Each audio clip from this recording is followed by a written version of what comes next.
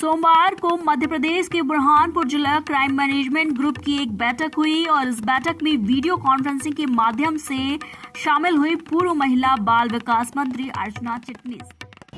Ahmad Siddiqui, Madhya Pradesh जनोदय times से हम आपको बताना चाहेंगे कि मध्य प्रदेश की पूर्व महिला एवं बाल विकास मंत्री श्रीमती अर्चना चिटनीस ने आज जिला क्राइसिस मैनेजमेंट बैठक में हिस्सा लिया और किसानों के हित में किसानों को जो समस्याएं उत्पन्न हो रही है, कीटनाशक दवाइयाँ नहीं मिल पा रही है। इस बैठक के माध्यम से पूर्व कैबिनेट मंत्री श्रीमती अर्चना चिटनीस के किसानों को यूरिया, रासायनिक खाद को लेकर आ रही सभी परेशानियों सहित जनहित के अनेक मुद्दों पर समस्याओं पर विस्तार रूप से निराकरण किए जाने की बात कही। वहीं इस बैठक में उन्होंने यह भी कहा कि रासायनिक खाद का 80% आवंटन डीएमओ एवं एमपी एग्रो को प्राप्त हो रहा है।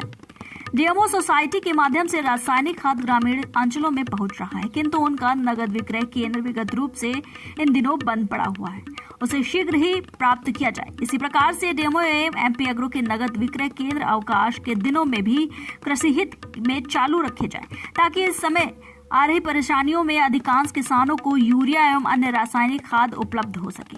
उन्होंने यूरिया एवं रासायनिक खाद विक्रय हेतु दोनों संस्थाओं के पूर्व की भांति सेल्स प्रमोटर नियुक्त करने की बात कही है। इस बैठक में श्रीमती चिटनीस ने कहा कि कोरोना संकट के काल में हमें सभी नैतिक जिम्मेदारियों को निभाना होगा। शासन ने जनहित में निर्देश दिए हैं। वहीं जिलेवासियों को भी किसी प्रकार का कोई कष्ट न हो, विशेषकर गरीब तबके, किसान, दिहाड़ी मजदूर, महिलाओं और विशेष पिछड़े इलाकों के रहवासियों को किसी प्रकार की कोई परेशानी न हो सके।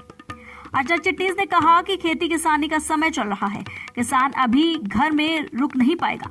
गांवों में कंटेनमेंट एरिया छोटा होना चाहिए, ज्यादा लोगों की परेशानी न हो, इस ओर से ध्यान रखा जाए।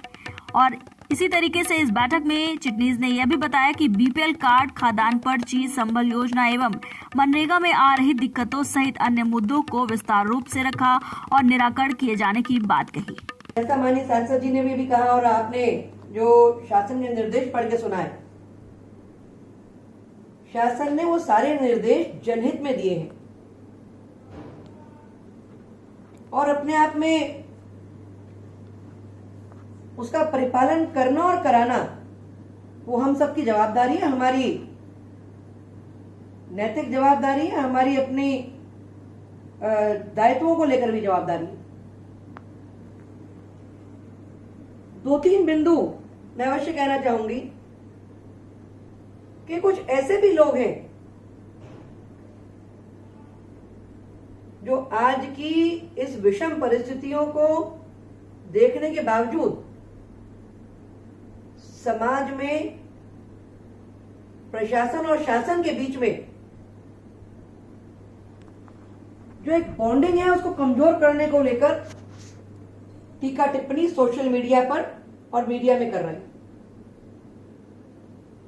प्रथम तो उन्हें समझाइश देना ही उचित होगा कि व्यापक जनहित में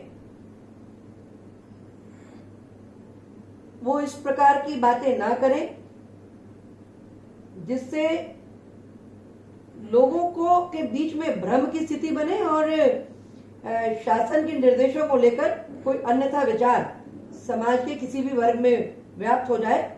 इसे प्रशासन को सुनिश्चित करना होगा।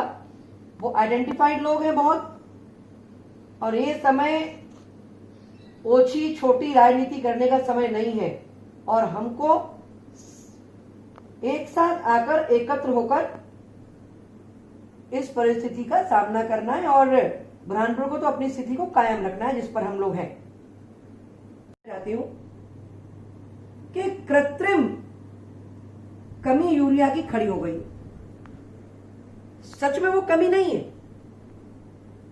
80% यूरिया हमारे डीएमओ के पास और एमपी एग्रो के पास पहुंच चुका है, परंतु ये लोग 10 to 5 काम करने के आदी। ये 10 to 5 काम ना करते हुए अपने यही समय है जब इनकी जरूरत है किसान को, तो इनके जो कार्य अवधि मतलब जो वर्किंग आवर्स है उनका एक्सटेंशन करना आवश्यक है। और खासकर जो हमारा एमपी एग्रो के दोनों अधिकारी कर्मचारी हैं, वह खंडवा से अप डाउन करते हैं। वो सामान अनलोड करते हैं 4 बजे तक, और 4 बजे उनकी ट्रेन का टाइम होता है और वो निकल जाते हैं। वो कोई ना कोई प्रमोशन काउंटर वो स्थापित कर लें, किसी स्थानीय व्यक्ति के साथ मिलकर स्थापित कर लें, और लॉकडाउन वाला दिन छोड़कर शेष शासकीय छुट्टियों का भी 15 सितंबर तक उन्होंने या तो ऑल्टरनेटिव्स बनाने चाहिए या स्टैगरिंग करना चाहिए। क्योंकि वो एक तो 10 से 5 के समय, जैसे अगर आपका जो खाद फर्टिलाइजर का जो दुकानदार है वो दिन भर दुकान खोल के भी आपूर्ति नहीं कर पाता है, ये 10 से 5 में काम अपने कर्तव्यों की आपूर्ति करके निकल जाते हैं।